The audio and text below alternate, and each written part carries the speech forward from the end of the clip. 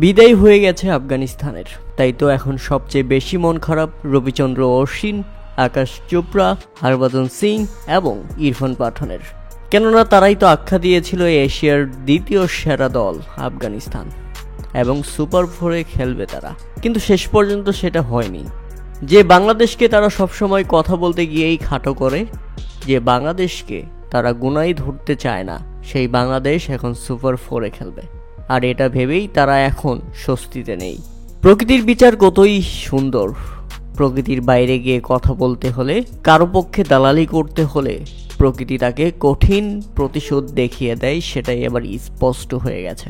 মাঠে খেলা শুরু হওয়ার আগেই আফগানিস্তানকে নিয়ে দালালি করতে গিয়ে অনেক কিছুই বলে ফেলেছিল বাংলাদেশকে নিয়ে। তবে শেষ পর্যন্ত আসলে কি হলো? আফগানিস্তান ভালো খেলেছে, কিন্তু প্রকৃতি তাকে সুপার 4-এ জায়গা করে দিতে পারেনি। তাদের ভাগ্যে সুপার 4 ছিল না। তাই তো সবাই এখন বাঘ থেকে বিলাই হয়ে গেছে, চুপসে বসে রয়েছে ঘরের মধ্যে। আর তো দালালি করার সুযোগ নেই। এখন একটাই সুযোগ, তাদের টিম ভারত ভালো খেলে, তাদের দল ভারত শক্তিশালী, এখন এটা নিয়েই বকবক করবে। অন্য কোথাও আর বকবক করার কোনো সুযোগ নাই। রবিচন্দ্র অশ্বিন, আকাশ চোপড়া, হরভজন সিং এবং ইরফান পাঠান, আফগানিস্তানের এই দালালগুলোকে নিয়ে আপনাদের মতামত অবশ্যই আমাদের কমেন্ট করে জানাবেন।